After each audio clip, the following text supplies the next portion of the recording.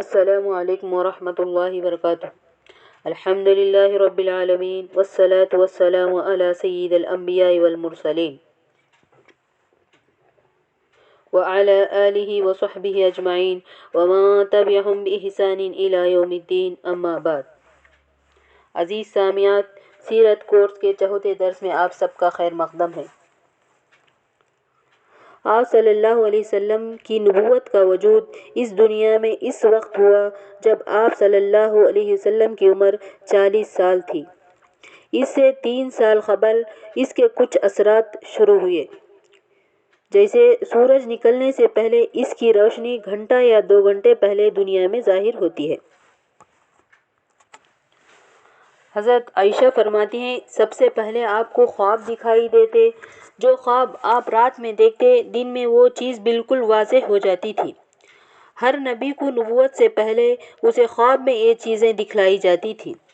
اس کے بعد اللہ تبارک و تعالیٰ نے ایسا کیا کہ آپ صلی اللہ علیہ وسلم جس راستے سے جاتے کوئی پتھر یا کوئی درخت آپ کو سلام کرتا تھا۔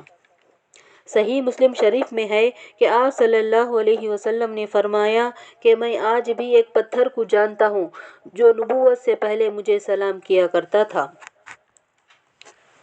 اور صحیح مسلم کی روایت ہے کہ آپ صلی اللہ علیہ وسلم نے فرمایا کہ مجھے ایک نور دکھائی دیتا، پھر وہ نور سے ایک آواز آتی کہ آپ اللہ کے رسول ہیں، آپ اللہ کے نبی ہیں، لیکن کوئی دکھائی نہ دیتا۔ پھر آپ صلی اللہ علیہ وسلم لوگوں سے ہٹ کر کے نکل جایا کرتے تھے، یعنی آپ کو تنہائی پسند آنے لگی۔ آپ کو ہر برائی سے نفرت تھی، جیسے بت پرستی یا ہر برائی سے آپ کو نفرت تھی۔ آپ کے دل میں اللہ تعالیٰ نے یہ بات ڈالی کہ آپ اکیلے کہیں جا کر یہ عبادت کیا کریں۔ چنانچہ آپ صلی اللہ علیہ وسلم ایک پہاڑ مکے کے 4 کلومیٹر کی دوری پر، جسے جبل النور یعنی غار حرا کہا جاتا ہے، تو آپ وہیں جا کر کے عبادت کیا کرتے تھے۔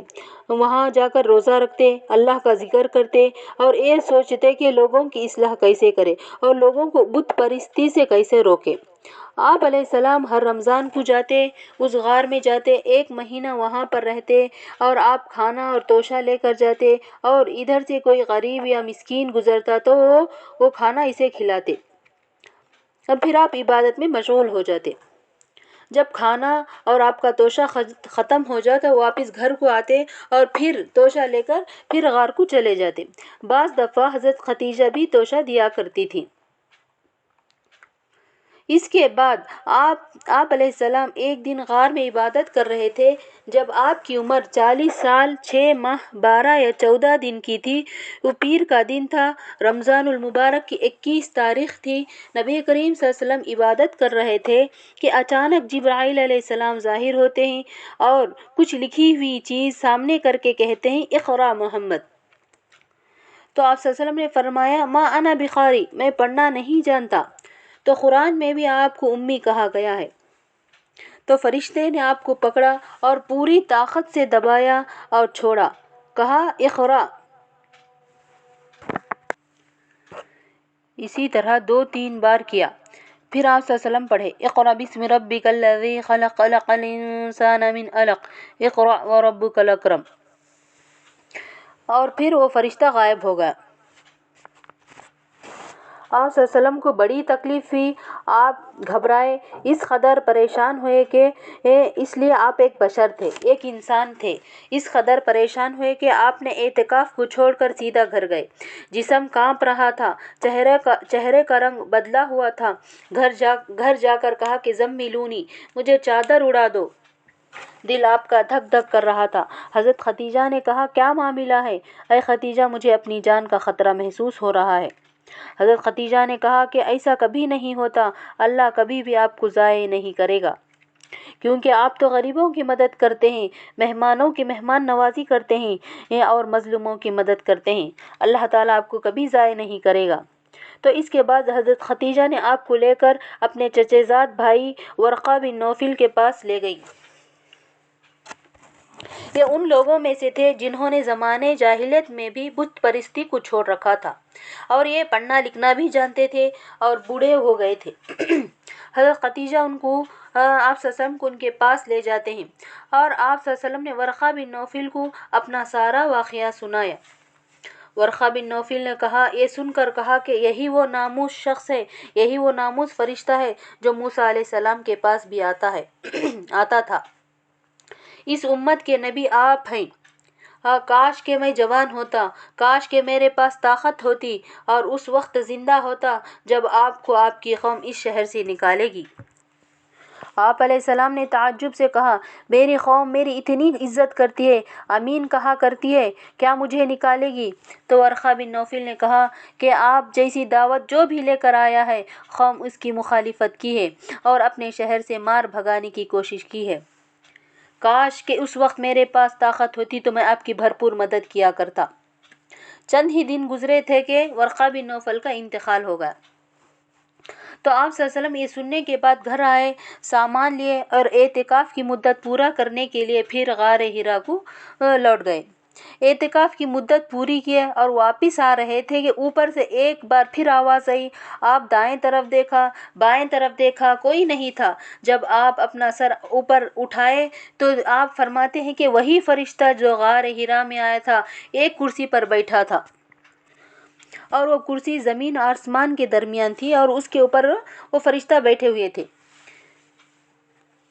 آپ صلی اللہ علیہ وسلم کو اسے دیکھ کر اتنا خوف ہوا کہ اس لیے اس نے چند دن پہلے اس طرح دبوچا تھا کہ میری پوری طاقت نچوڑ دی تھی اور میں نے زمین میں بیٹھ دیا تاکہ دوسری مرتبہ مجھے نہ نچوڑ دے۔ پھر تھوڑی دیر کے بعد وہ فرشتہ غائب ہو گیا۔ پھر آپ صلی اللہ علیہ وسلم گھر آئے اور کہا کہ مجھے چادر اڑا دو۔ اس بار پہلی جیسی گھبراہٹ نہیں تھی۔ اس بار اللہ تعالیٰ کی طرف سے ایک آیت نازل ہوئی، دوسری آیتیں نازل ہوئیں۔ یا ایھا المدثر قم فانذر، اے چادر اوڑھنے والے اب اٹھیے، لوگوں کو اب ڈرائیے۔ آپ صلی اللہ علیہ وسلم پر جو وحی آتی تھی، خود رسول اللہ صلی اللہ علیہ وسلم نے بیان فرمایا کہ اس کی 5 قسمیں ہیں۔ وحی کی 5 قسمیں ہیں۔ پہلی وحی کی قسم یہ ہے کہ آپ صلی اللہ علیہ وسلم کو سچے خواب آتے، آپ سچے خواب دیکھتے، صبح میں وہ چیز بالکل واضح ہو جاتی تھی۔ اور دوسری وحی کی قسم یہ ہے کہ کوئی فرشتہ آپ سے بات کرتا جو دکھائی نہ دیتا، فرشتے آدمی کی شکل میں بھی صحابہ کرام کے درمیان بیٹھتے، وحی سنا کر چلے جاتے۔ اور اس کے بعد صحابہ کرام پوچھتے کہ اے اللہ کے رسول، یہ اجنبی آدمی کون تھے؟ تو رسول اللہ صلی اللہ علیہ وسلم فرماتے کہ یہ جبرائیل علیہ السلام تھے۔ اور تیسری قسم وحی کی یہ ہے کہ گھنٹی کی آواز میں کبھی کبھار وحی آتی تھی۔ سب سے پہلے گھنٹی بجتی، آپ صلی اللہ علیہ وسلم کی حالت عجیب ہو جاتی تھی، سخت سردی میں بھی آپ کی پیشانی سے پسینہ آ جایا کرتا تھا۔ اور چوتھی قسم ہے کہ فرشتے کو آپ اصلی شکل میں بھی دیکھتے تھے اور اب اللہ کا پیغام دے کر چلے جاتے۔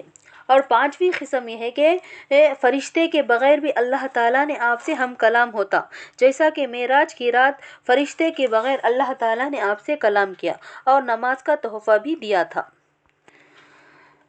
تو نبوت کے بعد آپ صلی اللہ علیہ وسلم 13 سال تک مکے میں رہے۔ سب سے پہلے 3 سال اللہ تعالیٰ نے آپ کو چھپ کر دعوت دینے کا حکم دیا۔